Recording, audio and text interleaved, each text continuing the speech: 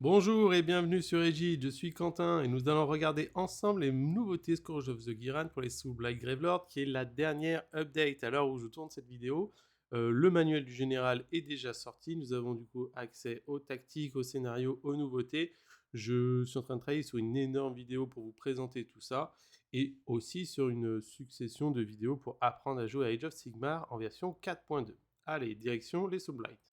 Donc pour commencer, nous avons accès à deux sous-factions. Donc la première, le Crit Master, qui vous dit qu'il y a votre phase de héros, One Spartan Army, donc une seule fois, vous allez pouvoir le faire.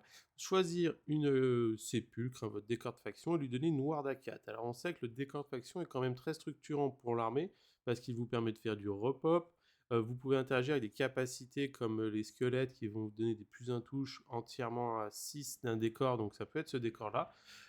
Et qu'en plus de ça, sur le manuel du général, bah, vous allez voir, pour ceux qui n'ont pas lu, que les décors ont beaucoup d'intérêt, donc très intéressant de pouvoir le rendre beaucoup plus tanky, notamment si jamais vous l'invoquez dans le terrain adverse avec votre artefact et que ce dernier a besoin de rester en vie. Donc je pense une très bonne sous-faction si vous jouez quelque chose qui est soit tourné autour des squelettes, soit un mix entre squelettes et vampires. Le deuxième, Skin Shifter, c'est un One Spartan Army Yoriro Phase aussi. Vous allez pouvoir choisir du coup une unité infanterie vampire héros, donc c'est très ciblé finalement, vous n'avez pas beaucoup de modèles qui peuvent faire ça. Et la cible de ce ciblage, donc cette infanterie vampire héros, va pouvoir bouger 12 en volant, mais ne pourra pas finir son mouvement en combat. Sur le papier, ça peut sembler anecdotique, cependant, vu que ça se fait à votre phase de héros, vous allez pouvoir vous avancer, fiabiliser vos bulles pour les repop de vos squelettes, de vos zombies, fiabiliser vos sorts, tous les capacités que vous pouvez avoir, et en plus ça vous donne du mouvement gratuit de 12, donc c'est loin d'être déconnant. Comme ça, j'arrive pas à me projeter sur une construction de liste fiable, mais je pense qu'il y a un vrai intérêt à jouer cette sous-faction, euh, en tout cas avec cette configuration-là. Ensuite, nous avons trois traits héroïques. Donc, le premier est un passif qui vous dit que le porteur de ce trait héroïque, à chaque fois qu'il va être soigné par une ability qui soigne un point de vie au minimum, vous allez pouvoir changer le montant jusqu'à 3. Donc, très intéressant pour donner de la survivabilité à des personnages qui veulent, entre guillemets, aller au combat et pouvoir se soigner. Vous savez que les vampires se soignent potentiellement de D3, donc vous pourrez vous soigner de 3 flats directement. Et si vous tuez une unité, au lieu de 2 D3, de 3 plus D3. Donc un très bon passif. Cependant, une fois de plus, je mets en lumière le fait de est-ce que un héros sous Blight combattant est éligible à prendre ça. Donc à voir. Le suivant, c'est Immortal Ego qui vous dit que le porteur peut relancer à chaque phase un touche, un bless et un jet de sauvegarde. Donc ça, c'est très intéressant pour la survivabilité de votre personnage, mais même sur un Wisted, par exemple, qui a besoin de faire des 6 à la touche pour pouvoir faire proc sa malédiction, bah là, c'est typiquement le genre de porteur. C'est vraiment très bon sur ça. Vous n'avez plus de gros bourrins sur un dragon zombie qui pourrait être le porteur, mais en tout cas, sur les autres personnages, c'est très intéressant. Alors, vous pouvez toujours le mettre sur un dragon zombie, bien sûr, cependant, le personnage étant voué à disparaître, je ne conseille pas de build, de s'entraîner sur des trucs qui sont voués à disparaître. Après, d'un côté, vous me direz, le trait héroïque, il a que pour un an, donc finalement, vous pouvez tuer aussi, parce que ça disparaît l'année prochaine. Et la dernière, c'est encore un passif, qui vous dit que les unités de zombies et de squelettes, Death Rattle, attention, pas les combattants, hein, comment ils s'appellent, sont entièrement à 12 du porteur de ce trait héroïque. Vous allez ajouter 2 au jeu de course et 3 à la distance de peeling quand vous allez faire un mouvement d'engagement. Donc ça peut paraître anecdotique, mais les squelettes bougent de 4, donc vous allez pouvoir en courant fiabiliser votre course, et en plus de ça, quand vous faites un ping de 3, vous allez pouvoir faire un ping de 6.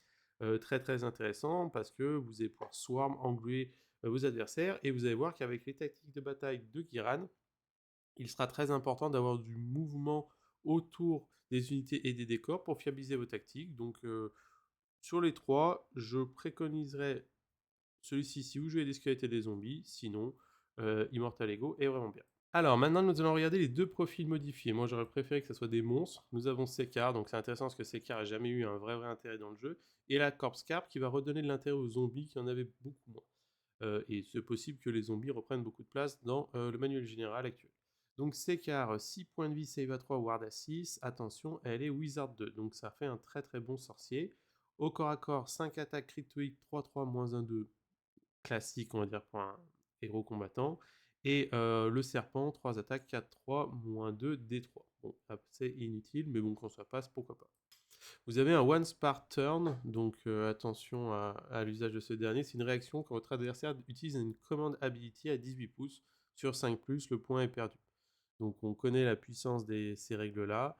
Est-ce que juste cette règle va justifier le fait de prendre Sekar et qui est sorcier de niveau 2? Je ne sais pas. En tout cas, ça reste une habilité qui est très très puissante. Vous allez voir, il y a eu quelques modifications sur le GHB. Rien de transcendant, mais qui peuvent valoir l'intérêt d'avoir ce type de personnage. Le deuxième, c'est une once par battle round. Donc là, vous ferez attention, vous pourrez faire finalement ça que 5 fois dans une partie, parce que vous avez que 5 battle rounds. Quand votre adversaire déclare un sort ou une charge à 18 pouces de CK, vous allez pouvoir changer un des dés, donc soit de charge, soit de cast, et votre adversaire va devoir le relancer. Alors, c'est très intéressant, oui et non. Pourquoi? Parce que moi je suis joueur Slanesh et j'ai l'harpiste qui vous fait ça avec les sorts. Et honnêtement, faire relancer des sorts à votre adversaire, c'est pas non plus une source à 100% de créer la discorde chez votre adversaire. Ça reste très bien sur un jet de charge parce que si votre adversaire roule un 6, potentiellement il a moins de chances d'en rouler un. Et sur un jet de sort aussi. Mais ce n'est pas non plus une once par battle. Donc par battle round. Du coup, c'est 5 fois dans une partie, c'est intéressant, mais c'est pas non plus game breaker. Donc à voir à l'usage que ça peut donner, mais en tout cas de mon point de vue, ça semble intéressant, mais pas trop fort. Et le sort qu'elle a, c'est son sort signature. Du coup, c'est un lancement de 6 qui vous dit de prendre un héros ennemi visible à 18 pouces, de lui faire des 3 blessures mortelles à toutes les autres unités qui sont within 3 of the target. Donc la personne en soi, a priori, ne récupère pas de dégâts, parce que c'est inflige des 3 mortal damage on each other enemy within 3.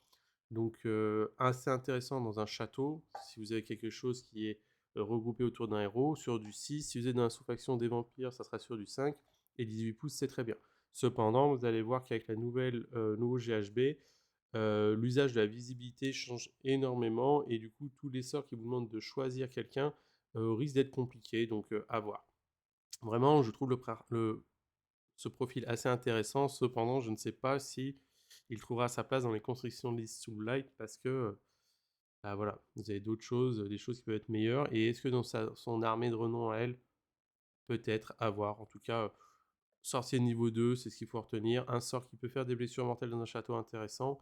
Et le fait de manger des CP, c'est pas trop mal. Ensuite, nous avons la Corpse Card, donc 7 points de vie, save à 6, ward à 6, OC2. Au corps à corps, bah, c'est inutile. Elle est War Machine, vous ferez attention, c'est important pour le mot-clé. Et elle vous dit que si vous pouvez prendre à votre phase de héros une unité de zombies qui est within combat range, donc c'est à 3 pouces pour être la cible, et jusqu'au début de votre prochain tour, tant que cette cible est entièrement à 12 du la Corpse Carp, leur capacité d'exploser sur du 6, vous explosez sur du 5. Donc un fiabilisateur très important, parce qu'exploser sur du 6, ça faisait pas grand chose, exploser sur du 5, c'est tout de suite beaucoup mieux, et quand vous avez 20 ou 40 points de vie, bah, mathématiquement, ça augmente la létalité. Et en plus de ça, vous avez une petite règle qui est marrante, c'est une Once Part Turn Army End of Any Turn, qui vous dit que vous pouvez choisir une unité de zombies qui est entièrement à 12 et qui n'est pas en combat. Cette dernière peut bouger de 3 et peut bouger en combat. Donc une sorte de Murder Loss qui se fait en phase violette, entièrement à 12 sur un pack de zombies. Quand vous n'êtes pas engagé, très bon, sans compter que ça vous donne en plus 3 de pouces gratuits, sachant que les zombies bougent de 4, donc c'est comme si vous aviez un mouvement en plus gratuit tous les tours. Donc vraiment, ce combo Corpse Carp Zombie, je serais pas surpris que ça revienne un peu plus sur le 4.2. J'espère en tout cas que cette vidéo vous aura plu. Je vous invite à consulter la prochaine vidéo sur Manuel Général qui sortira d'ici peu. Et je vous dis à une prochaine. Ciao tout le monde!